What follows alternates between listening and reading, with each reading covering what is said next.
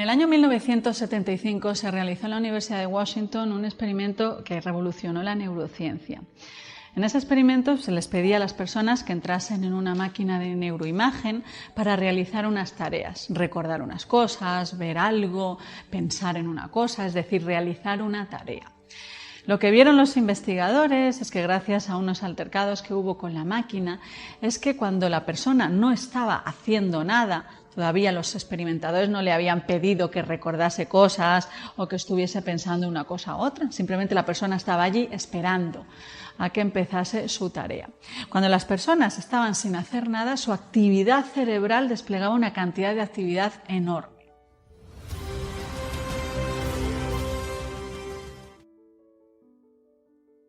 Y fijaros, hasta el año 1975 se pensaba que cuando no estamos haciendo nada, cuando no estamos dedicados a la ejecución de una tarea, nuestro cerebro se para. Lo que esperaban los investigadores observar allí era que cuando la persona estaba esperando a que la máquina se arreglase, que no estaba ejecutando nada, su cerebro no desenvolviese ningún tipo de actividad. Esto se llegó a pensar que el cerebro, como ellos mismos decían, tenía su propia vida, tenía una vida propia que no cesaba.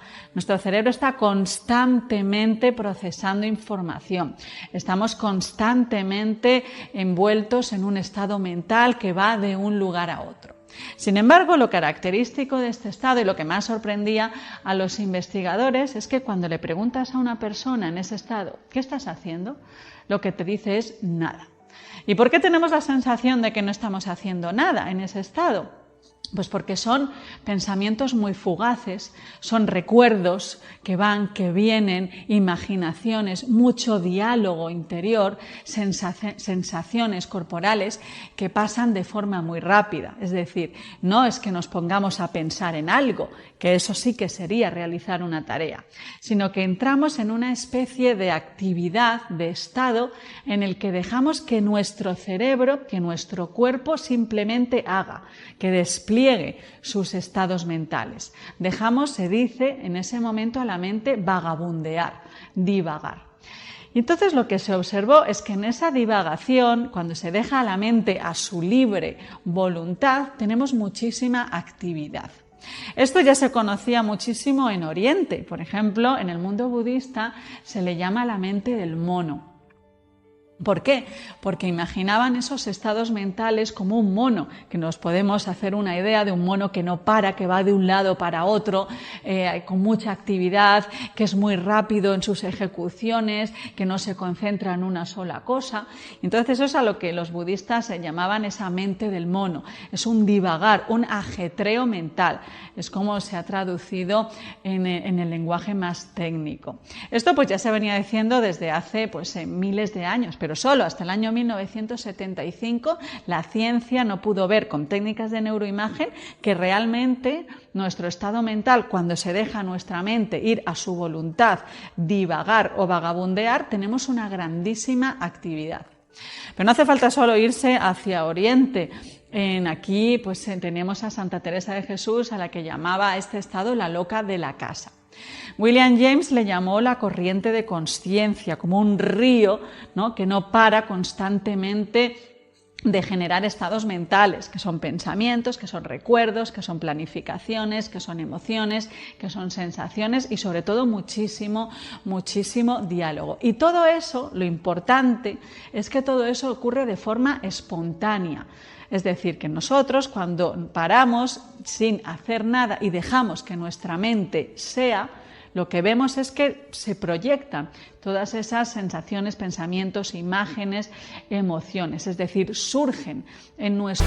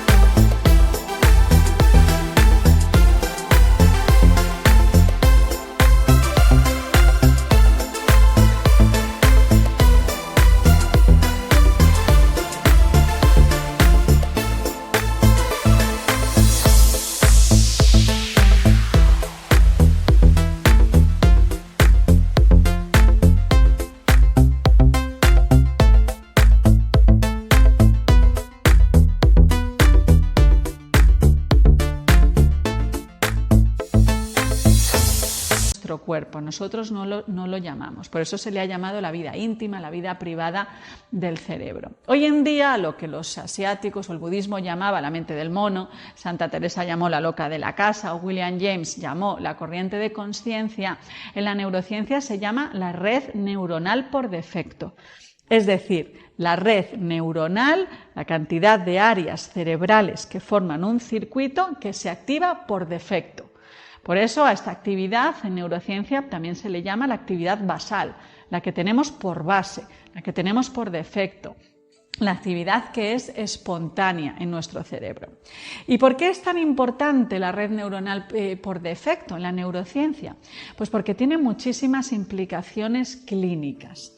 La primera es que cuanta más actividad tengamos de la red por defecto, es decir, cuanta más ajetreo cerebral, cuanto más ruido, más actividad cerebral tengamos cuando no estamos haciendo nada, mayor es la sensación de infelicidad. Esto se publicó en el año 2011 en la revista Science con un artículo que fue muy polémico y muy famoso que se llama «Una mente divagante es una mente infeliz». En este estudio lo que hacían es que preguntaban a un gran número de personas a lo largo del día qué estaban haciendo en ese momento y cómo se sentían. A través de un análisis estadístico llegaron a la conclusión de que lo que más insatisfacción y sensación de infelicidad nos produce es tener una mente divagante, es decir, estar en ese estado de ensoñación donde estás en muchos sitios y en ninguno en concreto, donde la mente va de un lado para otro sin parar. Los contenidos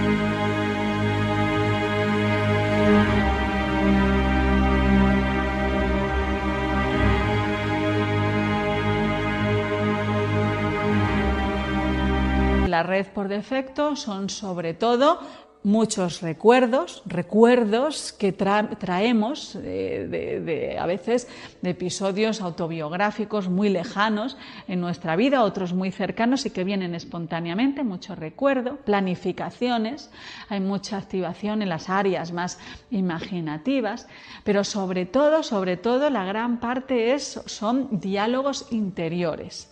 Y lo importante es que la parte del cerebro que se activa es más la parte de la escucha. Nos estamos escuchando a nosotros mismos. Se piensa que aproximadamente un 80% de esa actividad es un diálogo interior autorreferenciado.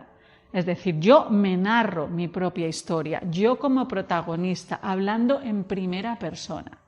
La red por defecto, que se ha estudiado tanto, ¿no?, en el mundo de la neurociencia y qué implicaciones pueda tener, pues a nivel evolutivo ha sido muy importante porque, fijaros, nos permite construir la idea del yo. Es una red en la que se está activando nuestras propias memorias, nuestras planificaciones, un diálogo donde nosotros siempre somos el protagonista y eso va generando nuestra idea del yo. Pero también es verdad que si eso ha tenido un papel evolutivo y tiene su función, lo que se ha visto es que hoy en día esa presencia, la actividad de la red por defecto es excesiva. Se piensa que pasamos aproximadamente el 47% de nuestro tiempo en vigilia en ese estado de no hacer nada, en un estado en el que estamos en todas partes menos en el presente. El 47% del día, teniendo en cuenta que trabajamos el 50% de nuestro tiempo en vigilia, es mucho tiempo. Pero lo que se ha visto es que los fines de semana ese porcentaje puede llegar hasta el 75%. ¿Y esto qué es lo que nos dice? Pues que muchas veces pues no tenemos un control sobre nuestra propia mente, no hemos desarrollado unas actitudes que nos permitan cultivar pues nuestras propias aficiones, que si nos dejan sin hacer nada, no sabemos qué hacer. Esto pues ha tenido muchas repercusiones, sobre todo en el mundo educativo. No se nos educa sin aprender a saber cómo estar con nosotros mismos. Un estudio que fue muy llamativo, que también se publica en la revista Science, tenía como sujeto estudiar qué pasa cuando las personas nos quedamos con nosotros mismos.